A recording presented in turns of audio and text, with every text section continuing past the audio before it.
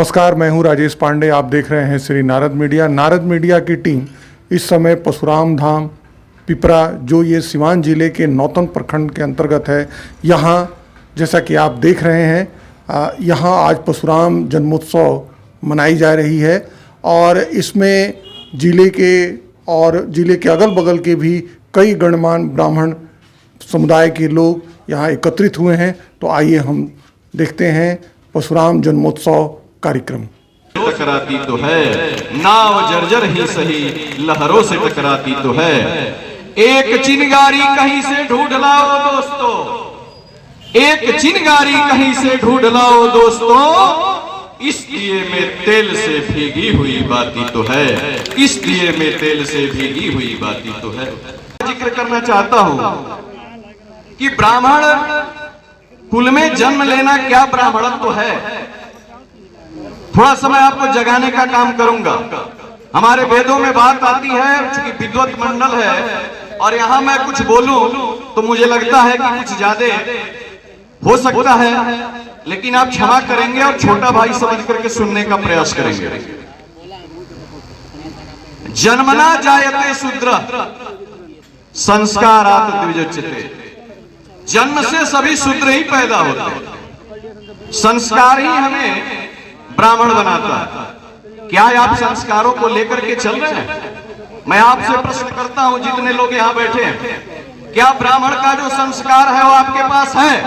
और यदि ब्राह्मण का संस्कार आपके पास नहीं है तो फिर आप कैसे कल्पना करते हैं कि आपकी पूजा वशिष्ठ और आपकी पूजा परशुराम के समान होगी? हो ही नहीं सकती है। आपको शास्त्र और शस्त्र दोनों लेके चलना होगा, तब आपकी पूजा होगी। ऐसे केवल ब्राह्मण कुल में जन्म लेने से नहीं होगी।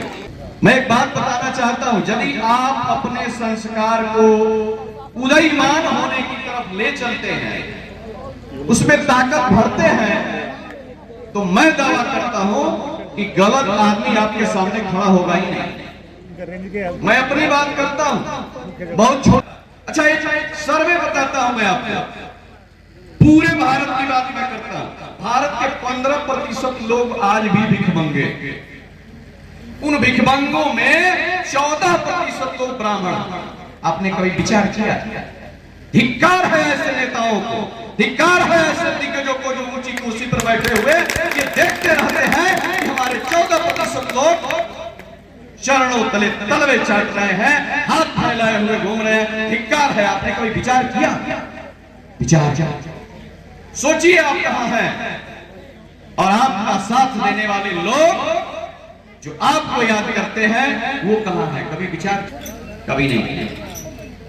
ध्यान देना, 14% केवल ब्राह्मण जाति भिक्षाटन का काम करती है पूरे भारत में। ये क्यों होता है भाई? और आरक्षण में उनका कोई स्थान नहीं। दूसरी घटना मैं आपको बताऊं, आप 99% मार्क्स ला करके सड़क छाप मजनू हो जाओ, 33% मार्क्स ला करके MBBS बनता है। आप बताइए, आप पेट का ऑपरेशन कराने गए और यदि आपके पेट में वो कैंची छोड़ के सिलाई कर दे तो इसमें उसका क्या दोष है? आपने 33% वाले से क्या उम्मीद पाल रखा है? क्या सोच रहे हैं आप? वो आपके पेट में कैंची छोड़ेगा। मैं जब नाम पढ़ती हूँ, जजों का नाम पढ़ती हूँ, अभी जजों का लिस्ट आया है, हमारे पास काफी आगे हैं। इसलिए हम अपने दिल को छोटा नहीं करें, हौसला बुलंद रखें। हौसला बुलंद रहेगा तो निश्चित रूप से हम सभी ऊंचाइयों को छू सकते हैं। आरक्षण के बेड़ा को तोड़कर हम अपनी काबिलियत के बल पर हम ऊंचाइयों को छू सकते हैं। हमें जो भी जितना ही % मिला है उतना ही % में हम आगे बढ़ सकते हैं। हम अपने बच्चों को बढ़ा सकते हैं, पढ़ा सकते हैं, आगे लेकर हम अपनी समाज को विकास कर सकते हैं। परशुराम जी की जयंती के अवसर पर हम सभी इकट्ठा होते हैं, बड़ी खुशी होती है। यह अगले साल भी यह बात देख रहे हैं, ये परशुराम जन्मोत्सव समारोह मनाया जा रहा है और इसके पूरे कर्ता शोभित तिवारी जी हैं। ये जो समारोह आज मनाया गया, इससे क्या संदेश है? सभी संदेश है कि सभी ब्राह्मण भूमिहार लोग एक होकर रहें, नहीं रहेंगे तो अब दुर्गति अपना देख रहे हैं लोग, जिला में क्या दुर्गति चल रहा है, नहीं रहेंगे तो अपना भोगेंगे लोग, सबको एक रहेगा तो अपना आगे का जो भी होगा साथ मिलकर। सबसे बड़ा आकर्षण है यहाँ परशुराम जी की मूर्ति की स्थापना, क्या कहेंगे? तो सभी बड़े बुजुर्गों के आशीर्वाद से यहाँ पे मूर्ति का स्थापना कराया गया था और सभी लोगों का बहुत अच्छा सहयोग भी रहा था उसमें, और हमारी मैडम का भी बहुत अच्छा सहयोग रहा था, और सबके आशीर्वाद से सब कुछ ठीक ठाक चल रहा है, कोई बात नहीं। प्रिंस भी आज ये परशुराम जयंती यहाँ मनाया गया है, क्या संदेश है? देखिए, हर साल के भांति इस साल भी बड़ी हर्षोल्लास के साथ हमारे समाज के सभी लोग आए और भगवान परशुराम जी के चरणों में अपना श्रद्धा सुमन अर्पित किए, प्रणाम किए, और यह कार्य निरंतर चलते रहेगा।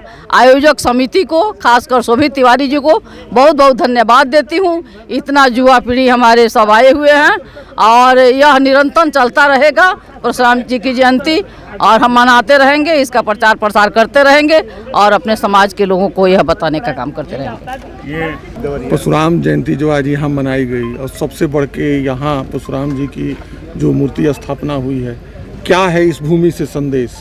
इस भूमि से यही संदेश है और सभी लोगों से यही हमारा एक संकल्प के रूप में आश्वासन है और एक लोगों से आग्रह है कि आइए भगवान परशुराम जी की तरह शस्त्र और शास्त्र दोनों का प्रयास कीजिए कि हमें मिले, और ज़रूरत पड़े तो समाज की रक्षा के लिए, अपने हितों की रक्षा के लिए, अपने समस्याओं के समाधान के लिए जहाँ ज़रूरत पड़े वहाँ शास्त्र का इस्तेमाल कीजिए, जहाँ ज़रूरत पड़े वहाँ शस्त्र का इस्तेमाल कीजिए और बढ़िए, संघर्ष कीजिए और सबसे अच्छा और सबल बनिए। यहाँ मैं देख रहा हूँ पिछले 4 घंटे से इस तपती धूप में कार्यक्रम हो रहा है, लोग अभी तक जुटे हैं, क्या कहेंगे इस पर? हम तो उनके लिए शुक्रगुजार हैं भाई। जिस तरह तुलसी का पत्ता छोटा और बड़ा महत्व बराबर होता है, इस सभा से एक मैसेज गया कि ब्राह्मण तपस्वी है, त्यागी है और जरूरत पड़ेगा तो संघर्षशील है। जयंती है, इस जयंती के सुअवसर पर क्या संदेश है आपका?